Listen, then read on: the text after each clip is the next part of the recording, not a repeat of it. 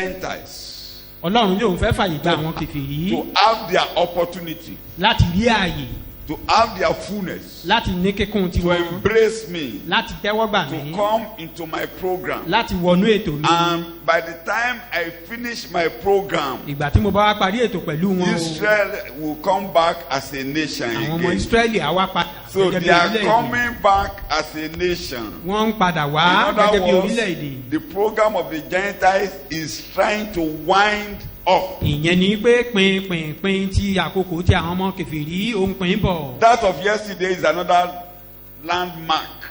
Àná yìí ó tún jẹ́ pàtàkì kan.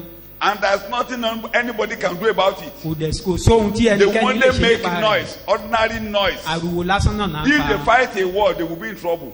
Tán bá gbẹ́sẹ̀ ogun kan wàhálà ṣẹlẹ̀ sí wọn.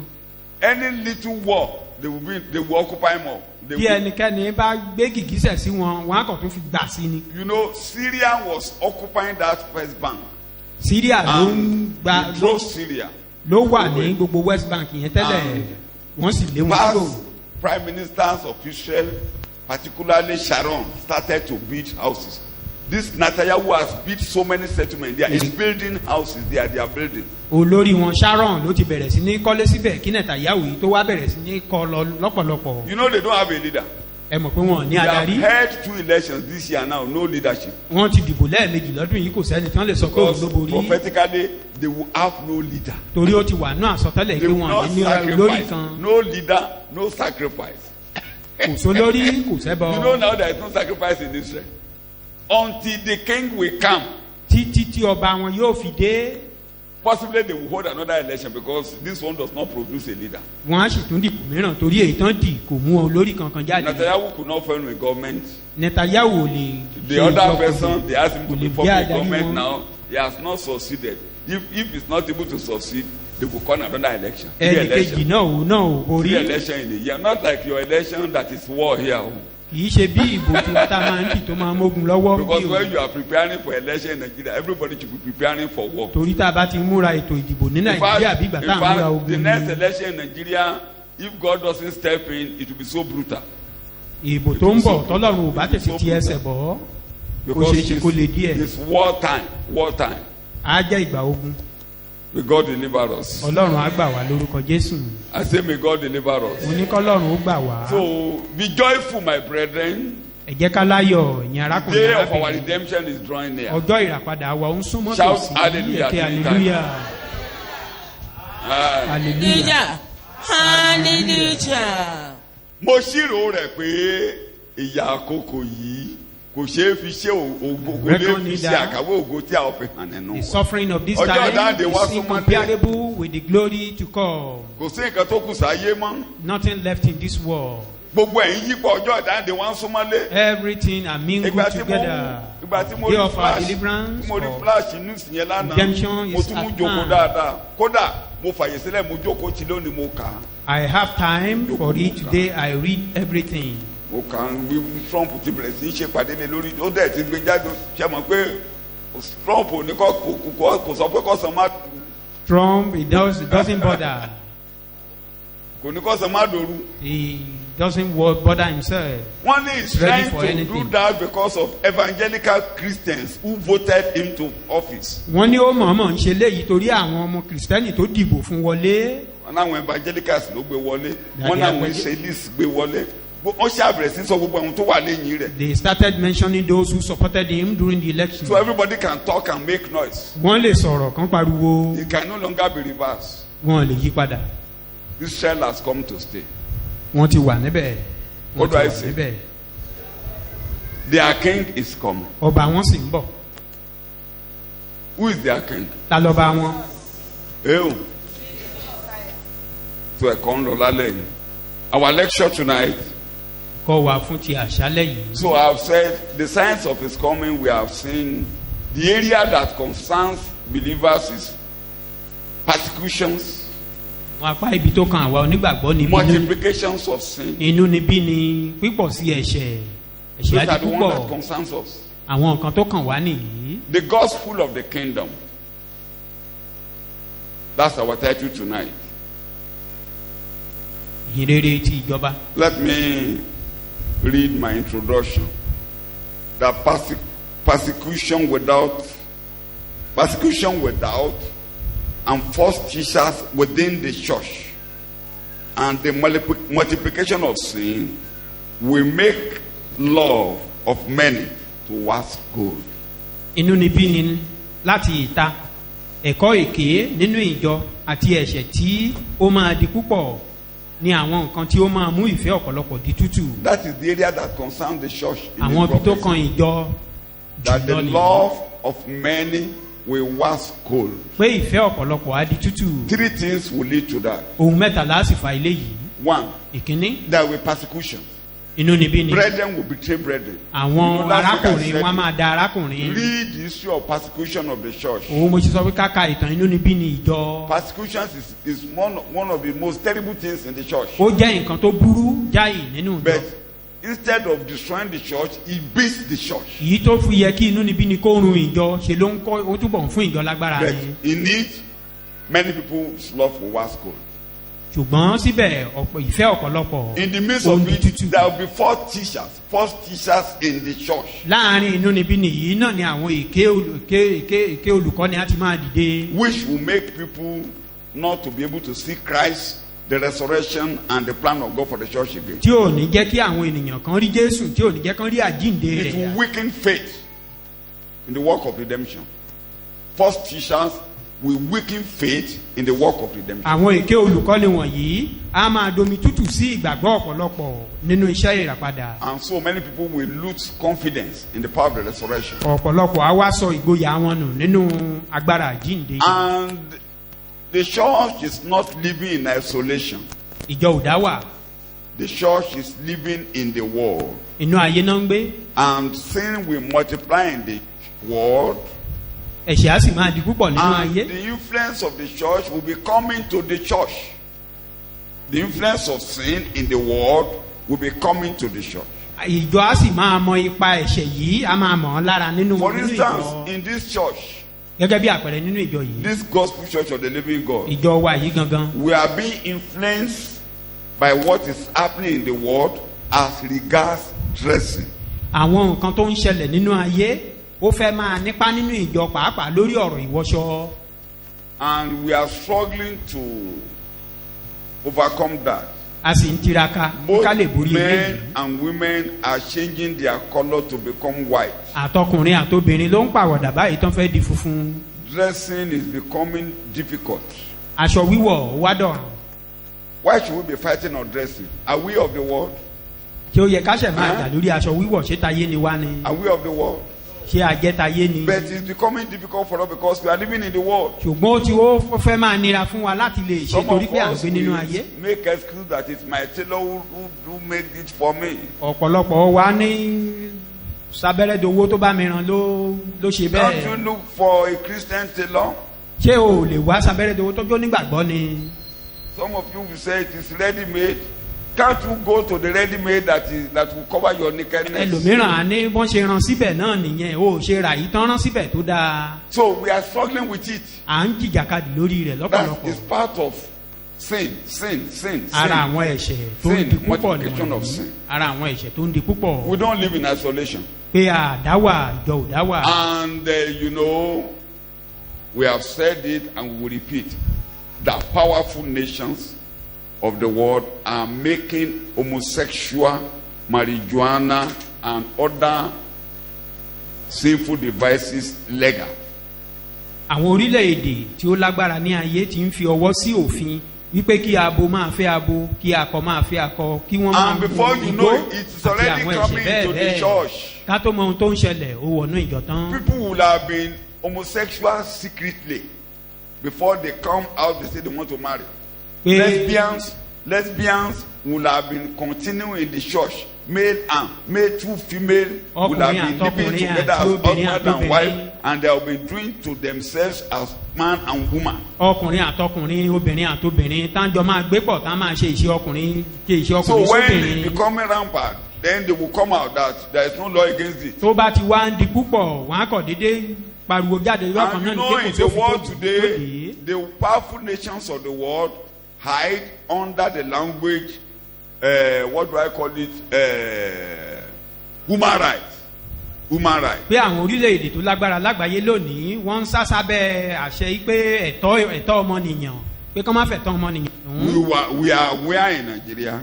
à ń gbọ́ lórílẹ̀-èdè. We were aware in Nigeria during the reign of former President Goodluck Jonathan and former President Obama of America. a gbọ́ nígbà tí olórí orílẹ̀-èdè wa tó kúrò níbẹ̀ Jonathan àti èyí tó kúrò níbẹ̀. They prioritized former President Jonathan to make homosexual legal.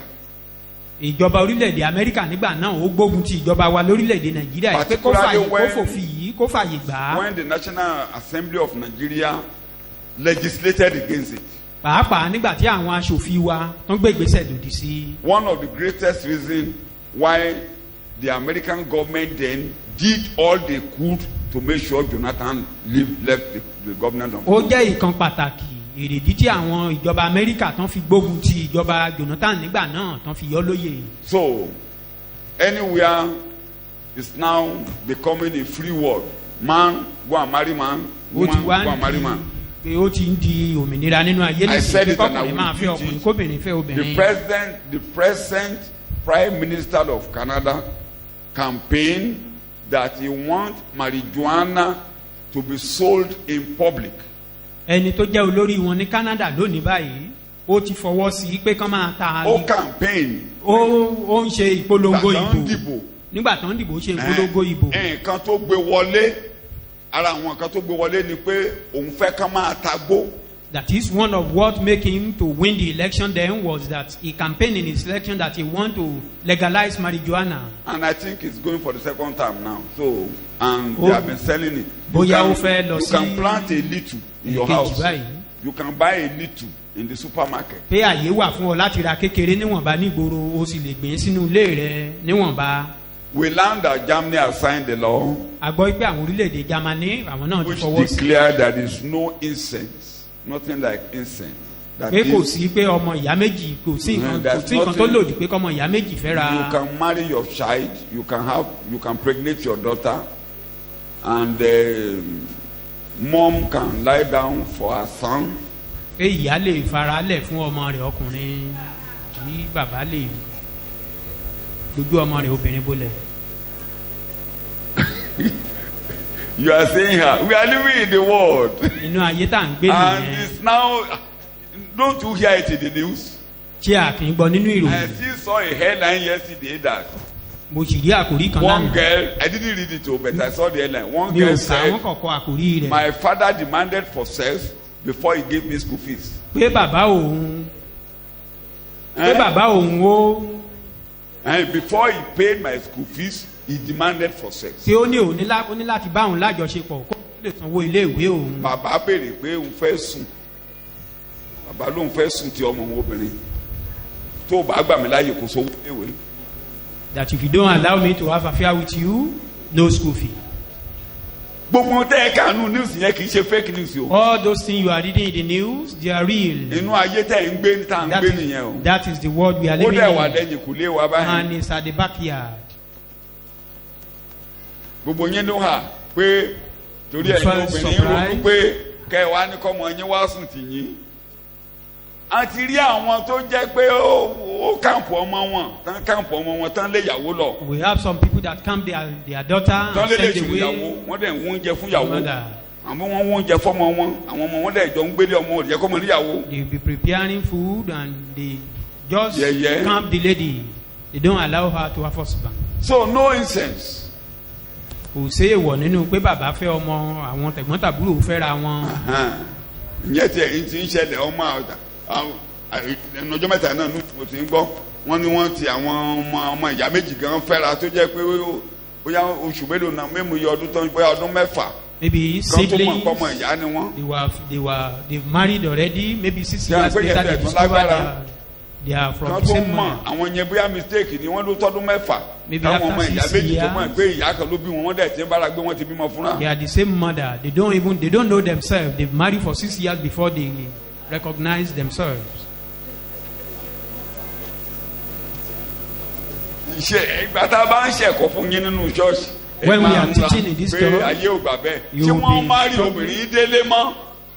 Even today, mi lóhùn. they marry wife tẹ́ ẹ and bá bring her máa tán home. máa má rí wọlé ẹ mọ́ra àbí ẹ̀rín mọ́ra but wọn ò má rí wọlé mọ́ for this corner marriage for that corner what. Pé wọ́n kàn ṣáà ń ṣègbéyàwó bó ṣe wù wọ́n ni wọn kúkú gbéyàwó ọ̀hún gan délé mo bá mọ́. gbéyàwó délé If you bring Fún a wife to àpẹẹrẹ. your house, ẹ má bínú pé mo lọ rà mí gẹ́gẹ́ bí àpẹẹrẹ o for example, wọn ò fẹ́ gbà mí láyè láti fẹ́ sùìtì mi they don't want to allow me to Torí marry mo my marry present delay. wife. wọn ò fẹ́ gbà kí dẹ̀ ní ìrísí náà fi fẹ́ gbà mọ̀mọ́ tá a lọ sí nílàjẹ́ yẹn The woman Eh? who went to bury that tá a lọ sí Ilaje, nílàjẹ́ yẹn ọkọ ẹ̀ ẹ̀gbọ́n ló jẹ́ fún mọ̀mọ́ ìyàwó mi. her husband nǹkan tá a fi pariwo tá a is fi gbà láyè ni a pé relation to my ọláyẹ wife. tẹ̀ ń jà lé lórí òun dà nílé bíi. And they are now saying the person you are fighting wọ́n for, ní ẹ má where jẹ ọmọ is, ọlọ́mọ náà where wọ́n is lọ láyé she tẹ in bá this tiẹ̀ lọ. house? mọ̀mọ́ yẹn ló ń jọ láyé mi o wọ́n ló ti bá tiẹ̀ lọ ẹ má jẹ ọmọ ọlọ́mọ lọ́nà. That he has went away. àwọn kẹ́sì wà ń lé báyìí tán bá ti sọ wọ́n á ní ṣe ọmọ péjú eléyìí tó fẹ́ ọmọ ọláyẹ. They still tell story ìyàwó mi ló today. ẹsẹ̀ ń kéde wọn lórí pé ìjọ́ wo lẹ fẹ́ pàtó burúkú dànù lé mi. My wife that is silencing them, that how long will you continue in this wrong story? Can you understand torí pé a fẹ́ ìyàwó dé tí wọ́n má rí délé ni. àwa kan wà bí báyìí tí àmàrà ilé ẹni tó fẹ́ ọmọ wa. There are some people here we Àmẹ́yẹ don't tó sún know wọ́n. the real Àmọ́ bí family wọ́n ti of ṣàwà. our wife or our husband.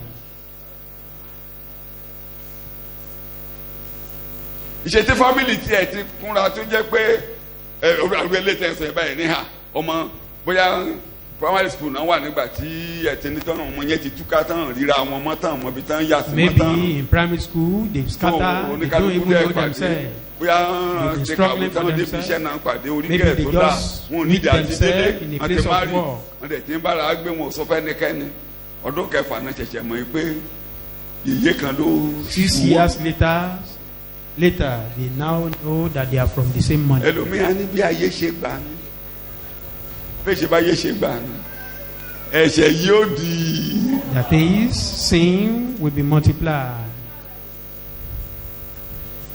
human rights dẹ̀ la máa pè Ẹ̀tọ́ ọmọnìyàn. títí òfin máa fẹ́ ya ẹ̀ sílé human rights. Till you marry your mother, you still be talking about human rights. wọ́n ti fi kódà òfin jáde regularly pé ká ẹ máa Yeah. tọ́jú ẹranko dáadáa ayé ti wà láti Law. fẹ́ ẹranko To marry, there are laws to marry tí a gbé animals. ènìyàn láti ń sọ yẹn You know, we are eléyìí talking tó of burú jù gangan man. ni pé kán fẹ́ ẹranko. The worst part of it is for you At to least marry mo animals. rí fíìmù ẹ̀ ní oṣù tó kọjá yìí I saw the obìnrin tó ń ṣe film, marriage pẹ̀lú ajá a woman that marry a dog. wọ́n ti ń bára ṣe ajá ti ń bẹ èèyàn ṣe tipẹ́ kì í ṣe Dog has been doing Bẹ́ẹ̀, that for a very wọ́n long ṣe time. marriage àwọn èèyàn dẹ̀ dúró ó sì wà lórí whatsapp They mi conducted their ọ̀pọ̀lọpọ̀ marriage. ní àti bá pàdé ó dẹ̀ jókòó ó dẹ̀ ajá dúró báyìí àwọn èèyàn dẹ̀ gbé bíbélì lọ́wọ́ wọ́n dẹ̀ conduct marriage fún ajá àti màdá. And they conducted marriage for both of them, dog and human being.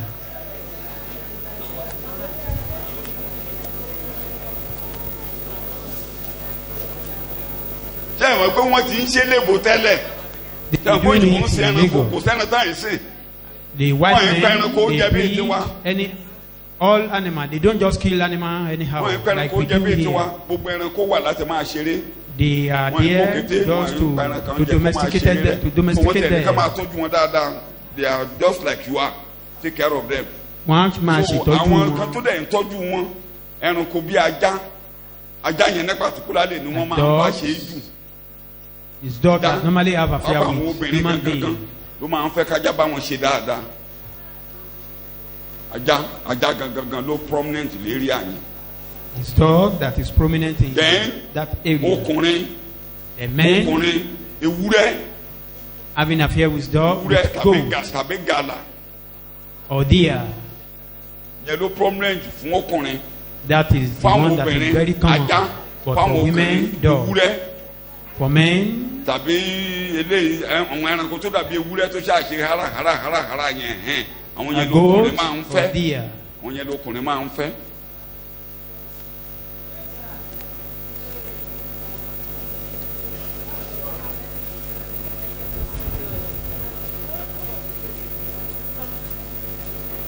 bí ayé ṣe gbà ní.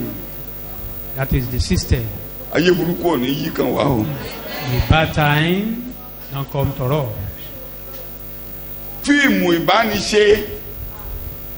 Pornographic film. tó o bá ń fi fóònù ṣeré jù wàá bá pàdé nínú fóònù ọwọ́ ẹ̀. You made it in your tó o phone. bá dẹ̀ tètè gbójú kúrò. And if you are not careful, wàá kẹ́kọ̀ọ́. you will learn mi ò rí rí o wrong mi ò dẹ̀ ní thing. rí tí màá fi kóhùn bí o.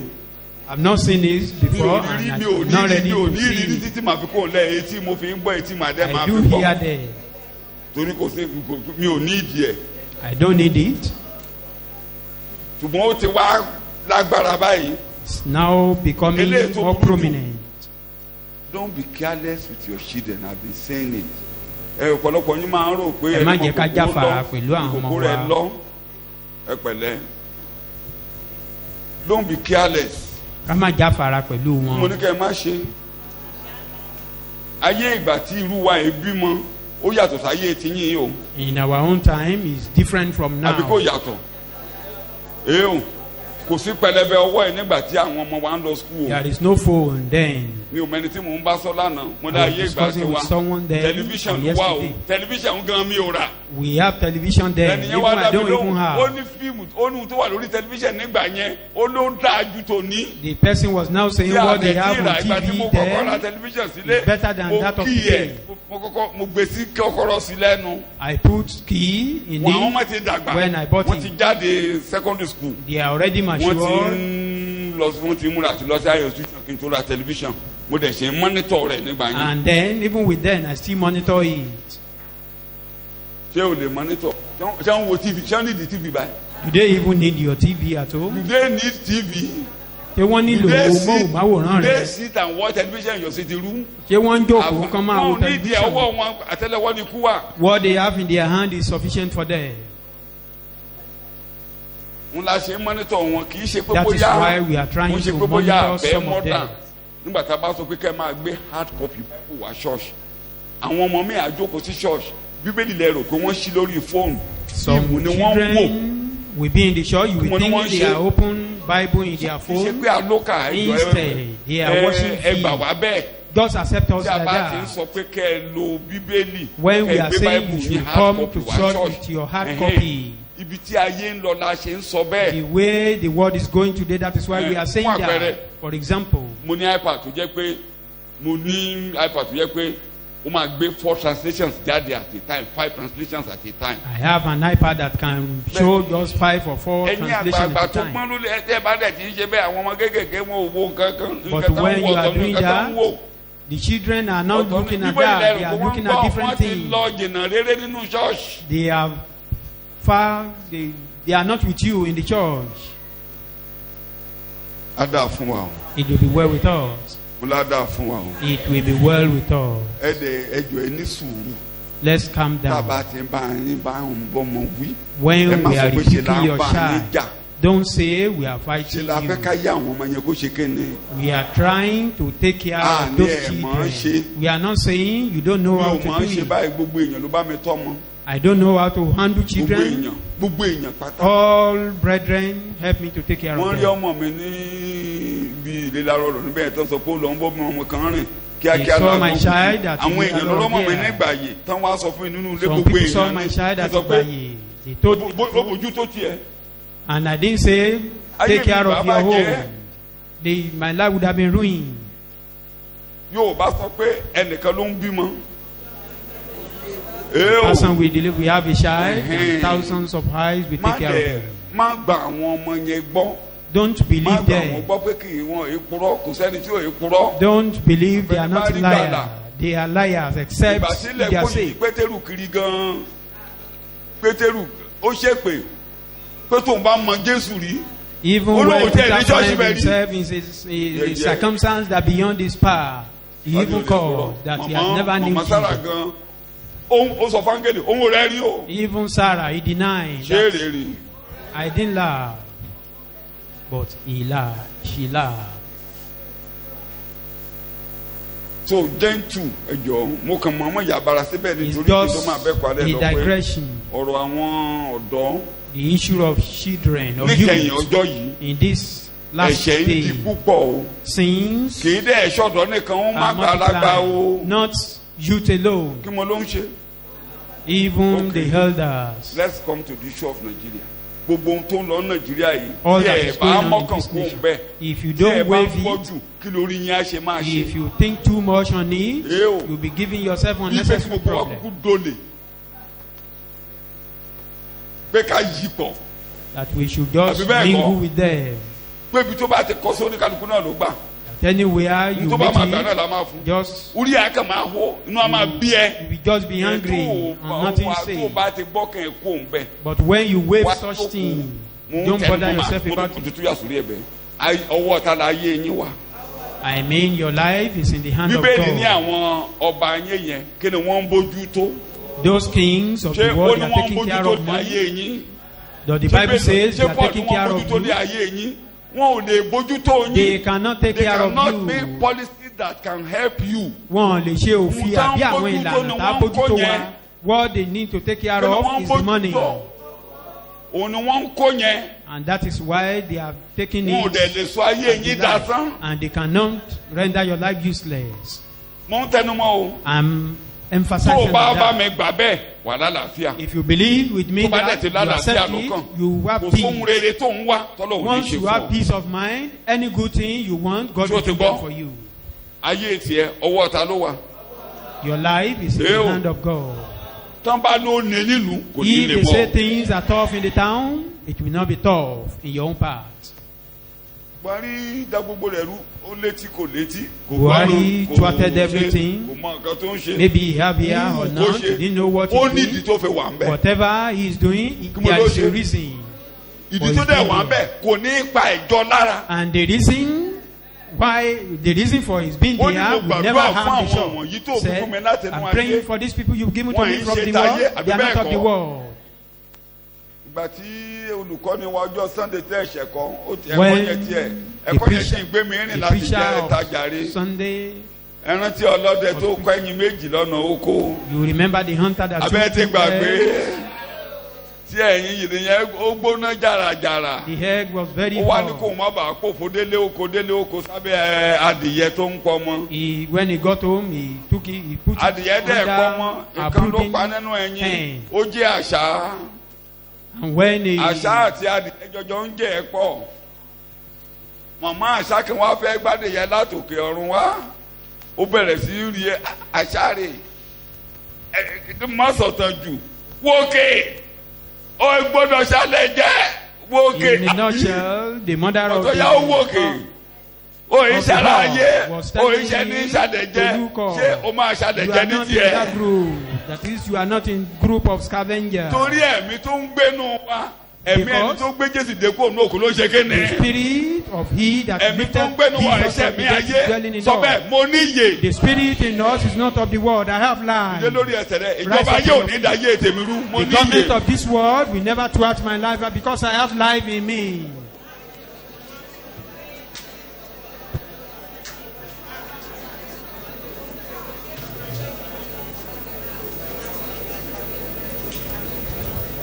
In Jesus' mighty name we pray. So àwọn kan yẹn á máa kọlù jọ o. But Those let me go things to my lecture will be tonight. affecting the church. Kókó kan la fẹ́ gbé yẹ̀wò lálẹ́. Just one point this evening. Matthew 24 Ìwé Matthew orí kẹrìnlélógún verse 14. ẹsẹ̀ ìkẹrìnlá rẹ̀. A ó sì wàásù ìrere ìjọba yìí ní gbogbo ayé. And this good news of the kingdom, the gospel will be preached throughout the whole world as a testimony. Throughout the whole world Word. as a witness. To all the Láti ṣẹ̀rí nations. fún gbogbo orílẹ̀-èdè. As a witness. Gẹ́gẹ́ bí ẹlẹ́rìí. And then will come the end. Nígbà náà ni òpin yóò sì dé. They will preach it. The word end there, mo ti sọ, the end of the age. Pé The òpin coming of the Lord to reign as king. láti The beginning of a new order. ìbẹ̀rẹ̀ ohun ọ̀tun. Òpin adé bá gbogbo ìjọba yòókù Every other kingdom, the ìjọba hand will come tuntun á upon them. bẹ̀rẹ̀. A new òpin tán sọ̀rọ̀ ẹ̀ ń bẹ̀ yẹn ni. kingdom will start. That is the end they are talking about here. ìhìnrere ìjọba ẹ fagisi díẹ̀ o. The gospel. àwọn tó of bá the ń bá wa kingdom. rìn inú ẹ̀kọ́ àti mọ́ ṣùgbọ́n ẹ jẹ́ ká ṣàlàyé ẹ̀kọ́ yé wa. mo kọ́lẹ̀ mo mọ̀mọ́ kọ́lẹ̀. This is the gospel that was preached to the Jews by Jesus and the apostles in his earthly ministry. Ìhìnrere yìí ni Jésù àti àwọn apostoli wàásù sí àwọn Júù ní ìgbà tí Jésù Kristi wà láyé In Judea and Galilee. nípasẹ̀ iṣẹ́ ìránṣẹ́ tí ó ń ṣe káàkiri ní Judea àti Galilee. Mark chapter 1 Ìwé Máàkù orí kìíní verse 14. ẹsẹ̀ ìkẹrìnlá rẹ̀. lẹ́yìn ìgbà tí a fi Jòhánù sínú túbú tán Jésù lọ sí Gálílì ó ń wàásù ìrere ìjọba Ọlọ́run. kí náà ló ń wàásù ẹ̀yin ọmọ Ọlọ́run. ìrere ìjọba Ọlọ́run. This is good news that purposes to set up on earth the fulfillment of the Davidic covenant, our kingdom, political, spiritual, Israelites, universal, over which God's sons, David's heir, shall be the king, and which shall be for 1,000 years. The manifestations of righteousness of God in human affairs. Our ability, Ekajadi. Eléyìí ni ìròyìn rere láti gbé ìjọba kalẹ̀ ní ayé láti mú májẹ̀mú Dáfídì ṣẹ èyí tí ó jẹ́ ìjọba ti òṣèlú tí àwọn ọmọ Ísírẹ́lì tí yóò káàkiri àgbáyé lórí eléyìí tí ọmọ Ọlọ́run àjogún ìtẹ́ Dáfídì ti máa jẹ́ ọba eléyìí tí yóò sì wà fún ẹgbẹ̀rún ọdún tí yóò jẹ́ ìfarahàn òdodo Ọlọ́run ní àwùjọ ọmọ ènìyàn. Ìsọtẹ́lẹ̀ nípa ìjọba tí Ísírẹ́lì retí about the kingdom expected tí à by ń ka Israel ìsọtẹ́lẹ̀ rẹ̀ yìí. that we are reading the prophecy Tí now. Ísírẹ́lì tán torí ti bẹ́ẹ̀ tán padà sílé báyìí tán That túbú wọn ṣe. Israelites are returning Luke, home for that purpose. Orí And, ìkíní. Luke chapter 1. Ẹ jẹ́ ká ka Bíbélì díẹ̀ 32, 33. Luke chapter 1 verse 32 Luke 33. orí òun ó ìkíní. pọ̀ he will be great eminent ọmọ ọ̀gá ògo jùlọ ni a sì máa pè Ìbí é and will be Jésù ni called wọ́n ti the sọ son àsọtẹ́lẹ̀ of yìí the o. most high. Yes. Olúwa Ọlọ́run yóò sì fi ìtẹ́ Dáfídì bàbá rẹ̀ fún un. And the Lord God will give to him the Nígbà throne tí of his Mèsáyà bá forefather dé, David. When Messiah Olúwa comes, yóò fún ní ìtẹ́ Dáfídì bá. the Bàbá Lord rẹ̀ will give him Ẹ máa kà. the throne of yóò sì his jọba ní father. ilé Jákọ́bù títí ayé. Yóò jọba ní ilé Jákọ́bù títí ìgbà wo? Títí ayé. And he will reign over the house of Jacob throughout the ages. Pé Ìjọba- Jésù ìgbà tí Jésù wà lá tí ó máa wá láyé ni wọ́n sọ àsọtẹ́lẹ̀ yẹn pé When Jesus ohun tó ń will bọ̀ come to wá this ṣe world. láyé nìyẹn. That is the purpose of his coming to this Gbogbo world. ìyẹn ti wà nínú sọtẹ́lẹ̀ gbogbo wòlíì That pátápátá. one has been in the prophetic Verse utterance of the 69 prophet. ìjọba rẹ̀ kí ló ṣe máa rí? Ẹsẹ̀ ìkọkàndínláàádọ́rin. Ó sì ti gbé ìwo ìgbàlà sókè fún wa ní ilé Dáfídì ọmọ ọ̀dọ̀ rẹ̀. And he has raised up a horn of salvation, a mighty and valiant helper, the author of salvation. For us in the house of David his servant. Bí ó ti wílé ẹnu wòlíì rẹ̀ mímọ́ tí wọ́n ti ń bẹ nígbà tí ayé ti ṣe. This is as he promised by the mouth of his holy prophets from the most ancient times in the memory of man. Pé a ó gbà wá là lọ́wọ́ àwọn ọ̀tá wa. Ọ̀tá tá ń sọ níbẹ̀ kì í ṣe ọ̀tá spiritual o. Ọ̀tá àwọn ní àwọn orílẹ̀-èdè tó ń ṣe kéne. The enemy we are talking about here is not spiritual. As That at the is, time the tí à ń country kọ ìwé surrounded them, yìí were ọ̀tá àwọn Israel. ìgbà yẹn ní Rome. As at the time Kèfèrí they ń were jọba lé writing wọn lórí. this book, their main enemy then is the Roman Empire. Was the Roman Or Empire. was the Roman Empire. Àti lọ́wọ́ gbogbo àwọn tí ó kórìíra wa. The enemy ruling over Israel in the days of war, they fight the enemy and his physical enemy. Nígbà kan And sì it ń is jagun wọn máa all kọjú physical ìjà sí enemy àwọn ọ̀tá up wọ̀nyẹn. to tomorrow in Títí Israel. dọ̀la náà àwọn ọ̀tá tán fojú rí ni Not spiritual enemy. kì í ṣe àwọn tinú ẹ̀mí. Nations that rule and control their land. àwọn orílẹ̀-èdè tó ń jẹ gàba tó sì ń darí ilẹ̀ wọn. So at the time Israel had no king, according to prophet Hosea, nígbà tí àwọn Israẹli ò ní ọba gẹ́gẹ́ bí from àkọsílẹ̀ the ìwé day Hosea, I've said it in these lectures, Mo ti from sọ the rí. day the last king has been taken to Babylon, látìgbà tán ti mú ọba wọn tó jẹ kẹ́yìn tán ti gbé lọ sí Bábílónì. Israel returned to their land after the Babylonian captivity Lẹ́yìn- without any king. lẹ́yìn ìgbà tí wọ́n ti tán kúrò ní Bábílónì tán padà sílẹ̀ wọn wọn ò ní ọba kankan. It is Gentile nations that controls them, even when they were back home. àwọn orílẹ̀-èdè kèfèrí ló ń darí wọn. You know, Nehemiah was accused that he want to make himself a king. ẹ mọ̀ wípé wọ́n sọ wọ́n fẹjọ́ Nehemiah sùn pé ó fẹ́ fira rẹ̀ jọba. And Nehemiah said there is nothing like that. ó ní kò sí nǹkan tó jọ So it bẹ́ẹ̀. is the authority from Media and Persia, authority from Greece, authority from Rome that control the kingdom of Israel. àṣẹ láti Mídíà àti Páṣíà láti Gíríkì láti Róòmù àwọn ló ń darí ìjọba ní Ísírẹ́lì nígbà So náà. as at the time Christ was born, nígbà tá a bí Jésù. Augustus Caesar was the leader of the world controlling the Israelite kingdom. Ọ̀gọ́sù Késárì òun lẹni tó jẹ́ aláṣẹ tó ń darí gbogbo And ilẹ̀ this Ísírẹ́lì nígbà Caesar náà. appointed Herod, Pilate, and all those governors that were controlling them. Ọ̀gọ́sù Sísà tí wọ́n dárúkọ yìí ó yan àwọn aṣojú àwọn tó ń bójútó wọn tó jẹ́ adarí wọn níbẹ̀ àwọn ló ń fún ní In the time àbábọ̀. of the ministry of Paul, Felix, Festus, Herod, all those people they are reporting to, they were subject to Rome. So Rome Nígbà tí- was controlling them. gbogbo ìgbà tí Paul ń ṣiṣẹ́ ìránṣẹ́ rẹ̀ gbogbo àwọn Fẹ́líìsì Hẹ́rọ́dù Ọ̀gọ́sù yìí, gbogbo wọn àwọn aláṣojú nìwọ̀nyí tán sì lọ ń fún ọ̀gá wọn pátápátá tán lọ ń fún For ní ààbò instance, when ní ìlú wọn all this lọ́hùn-ún. came up and he saw the way they were doing the job, and he said, I appeal to Caesar. nígbà tí ọ̀rọ̀ Pọ́ọ̀lù tó tẹ́jọ́ tán fẹ́ tún kàn án ìgbà tó rí mọ́ ṣe ń ṣe gbogbo rẹ̀ yọ́bọ̀yọ̀bọ̀ ló wá ní Sísà ló ń fẹjọ́ lọ. And Augustus Késárì said, ló you have fẹjọ́ appealed lọ. to Caesar you will go. Ọ̀gọ́sù wá sọ fún yín pé ó fẹjọ́ rẹ̀ lọ Késárì báyìí o ọ̀dọ̀ Késárì náà We ló will sì have lọ. allowed you to go, but you have appealed to Caesar. àbá akìbá tí gbà ọ́ láyè láti lọ ṣùgbọ́n ó ti sọ pé òun ló fẹjọ́ So rẹ̀ lọ. Rome ruled them.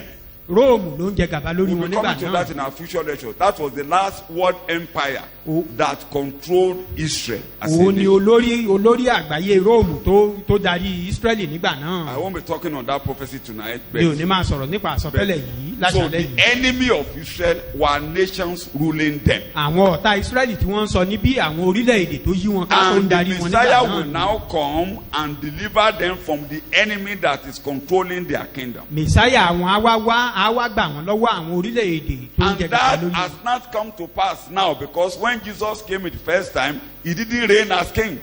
eléyìí ò sì tí ì wá sí ìmúṣẹ torí ìgbà tí Jésù kọ́kọ́ wá sáyé kò jọba láàrin wọn He gẹ́gẹ́ bí ọba came wọn. to suffer, ó wá láti jìyà but is now coming to reign. ṣùgbọ́n ó wá ń padà bọ̀ báyìí láti He wá came jọba. to suffer. ó wá láti Is jìyà coming to lákọ̀ọ́kọ́ reign. ṣùgbọ́n ó wá ń padà bọ̀ báyìí Shout láti wá jọba. hallelujah. ẹ kí hallelujah. So the gospel of the kingdom began with the ministry of John the Baptist.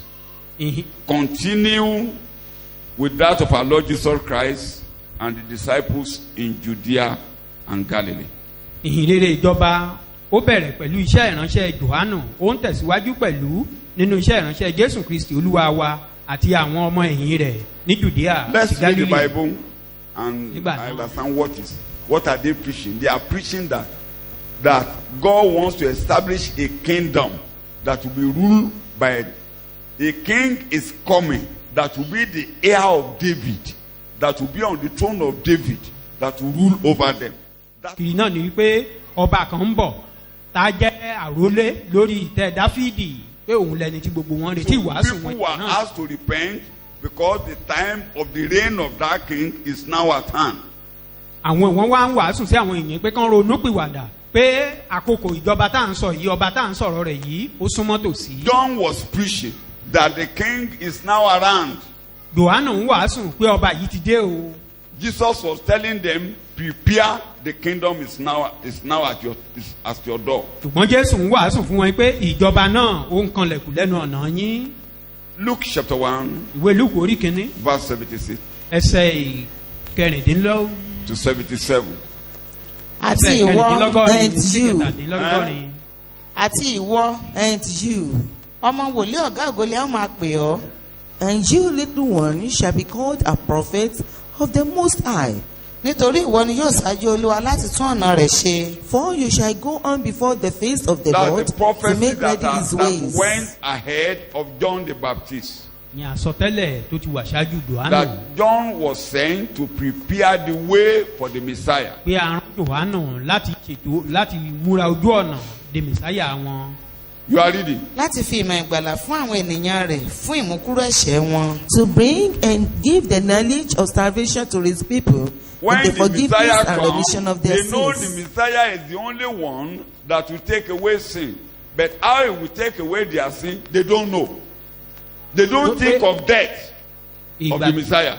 They don't think of the death of the Messiah. But they know the Messiah is coming to take away their sin. wọ́n mọ̀ pé mẹ̀sáyà wọn ń bọ̀.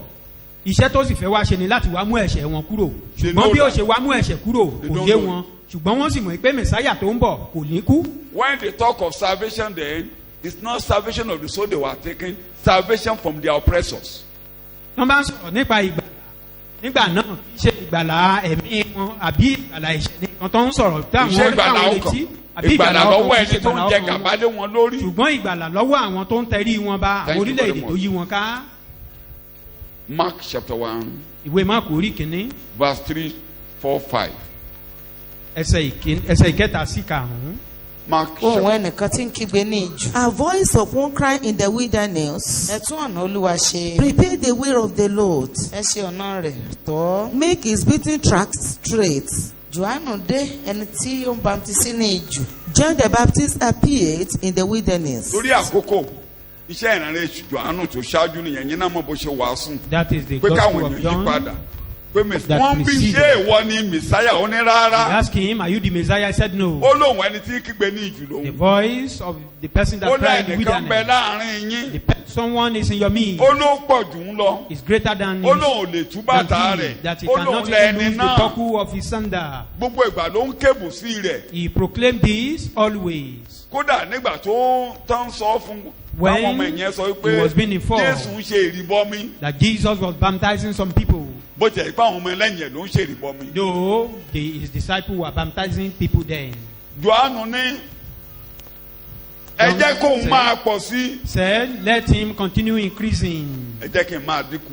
but let me be reducing." so gbogbo ìgbà ló ń tọ́ka sí Mèsáyà. He was pointing to Messiah all the ìjọba time. Jésù ló wá fi hàn láyé. He Ó wá came fi to Jésù reveal hàn the àwọn kingdom. Júù ni. He came to reveal Jesus unto the Jews. iṣẹ́ tó wá ṣe láyé. That is his own major Jésù náà assignment. ò yà ní ọ̀nà kèfèrí. And Jesus never go in the way of the Gentiles. ó lọ sí gbogbo ẹkùn Ísírẹ́lì pátápátá. He ẹgbọ́n mi went dáadáa to o. all the ìwàásù areas tí of Jésù ń Israel. ṣe ni pé The preaching of Christ ìjọba was Ọlọ́run ń bọ̀.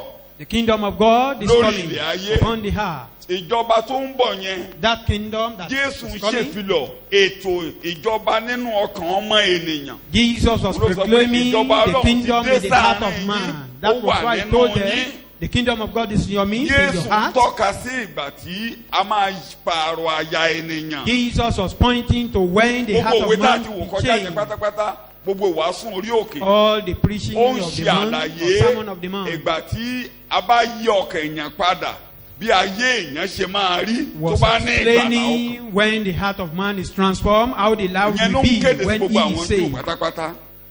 ìyẹn ò dẹ̀ lè ní ìmúṣẹ títí dìgbà tá a bá kan ọba ògo mọ́. That one cannot be fulfilled until the Jésù king àwọn Júù ò dẹ̀ of fẹ́ glory gbọ́ is yẹn. crucified. And kódà the àwọn Jews didn't want ọmọlẹ́yìn to ò hear fẹ́ kó this. sọ̀rọ̀ nípa ẹ̀. wọ́n ì fẹ́ kó sọ. They don't Pétérù even láti want him máa bá to wí. mention that. má sọ tòkútò mọ́. Even the Ó disciples lè don't kú. want him to mention Ó lè that. kú. You can't die. They don't want him to talk about that. wọn ò fẹ́ gbọ́ kó They má don't want sọ̀rọ̀ to hear ikú. that. so bó Anytime ṣe they máa talk about jọba that, how they wà ní ẹ̀rọ ìgbà tó wà láyé. will reign. ìjàkadì gan bọ́sẹ̀ lára àwọn ọmọlẹ́yìn. When he was in the gbàtà tó war, ní kó ní Mèsáyà. when they know he bóyá ìyá àwọn ló mú wọn lọ was the káwọn ló lọ. Messiah, ìjọba rẹ two yẹn of the disciples, they took their mother to him. màá wà lọ́wọ́ ọ̀tún. That's your kingdom. I want one to be at the right Màá wà hand lọ́wọ́ and òsì. the other at the left hand. ṣáwọn yẹn sọ̀rọ̀ ẹ̀ṣẹ̀ wọn ò sọ̀rọ̀ ẹ̀ṣẹ̀. They never sin by saying wọn ò that. sọ̀rọ̀ ẹ̀ṣẹ̀ rárá nǹkan tó It's kàn not a pé sin for them to have said that. wọ́n ṣe máa yàn wọ́n gẹ́gẹ́ bí How they will be kọmíṣánná olórí appointed ìlú as political a leader, political commissioner, ministers, or Jésù so. kan wò wọ́n báyìí. Jesus was looking at them. ẹ máa tún gbọ́ lẹ́yìn àjíǹde Even after the lẹ́yìn ìgbà resurrection, tí Jésù kó jíǹde when tó he jókòó tó kókójì resurrected, ọjọ́ ìbéèrè He was with them àkọ́kọ́ for tó 40 máa bí days. Jésù ni pé The first question was, o ti kó o ti jíǹde báyìí o. now you've ní ìgbà resurrected. yìí ló mú ìjọba rẹ dé fún Ísírẹ́lì. Now you brought your ṣé o ti kingdom. mú for ìjọba ọ̀hún dé Israel. báyìí. Have you brought the ṣé ká kingdom máa now? gbáyìn nínú ìjọba báyìí. Must we continue enjoying the Acts chapter kingdom? 1:6. Ìṣe apostoli kì í orí ṣe kejì fún ẹsẹ̀ yín kẹfà. láti mọ ìgbà àti And Jesus said, it's not Ṣé for you bàbá to ti know yàn the time nípa? and season that God has ṣùgbọ́n chosen. nísìn ẹ̀yin yóò gbà But you nígbà will tẹ́ ẹ receive máa bá ṣe power kéne. when the Holy Spirit comes ẹ lọ máa upon you. kéde mi. Then you proclaim my kò gospel. sún tán rè gbogbo ìwàásù Jésù All the ìjọba preaching Ọlọ́run lórí ilẹ̀ of ayé Christ. The kingdom ẹ̀kọ́ of yẹn God on làwọn earth. ajẹ́rìí ń gbé kiri o. That is the preaching of the Jehovah Witness. ṣé ẹ ti gbọ́ ẹ̀kọ́ yẹn làwọn ajẹ́rìí ń gbé kiri o. That is what they are preaching.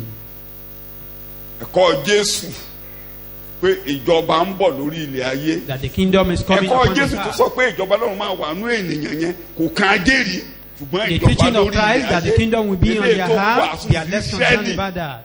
The one they were preaching to Israel are the kingdom of God on earth. That is what they are preaching. Jésù fọ́ gbogbo ẹ̀ lójú o. Jesus Ó ṣàlàyé. explained all. ìgbà tí ìjọba yẹn á bẹ̀rẹ̀ nínú ènìyàn. That kingdom will start from yẹn the ní heart of ìgbàlá man. ọkàn ènìyàn ní That is- ọ̀rọ̀ rẹ̀. àwọn tí The a bá ti redemption rí of your ìpààrọ̀ heart àyà is your àwọn là ń riches. kó lọ sínú ìjọ. Those àwọn ló who máa are jẹ́ saved, olórí they nínú are the ones ìjọba that ó tiẹ̀ believe they are ṣàlàyé. the leaders. wọ́n ní kí lè rè wà And àmítẹ̀lé they ọ̀lẹ́yìn ask, what will be our fún àwọn ọmọ gain? Ísírẹ́lì ó lẹ́yìn tó tẹ̀lé mi lẹ́yìn. And he ìgbà tí said, bá those of gbé you that ìjọba follow dé me, when I return tí with mo my bá wá government, tú ayé ṣe when I reorganize this world, in the time of reformation. ní àkókò àtúnṣe, Thank you. King James pé ní ìgbà àtúbí in the The time time of- regeneration. ìgbà àtúnbí, Gbogbo yín àwa máa bá mi ṣèjọba. all Ẹ of you, jókòó you rule lórí with me, ìtẹ́ Ísírẹ́lì. be sitting upon the Màmá throne rán of yín níṣẹ́. Israel. So And I'll be ọ̀rọ̀ sending you ìjọba another. ni ẹ̀kọ́ rẹ̀.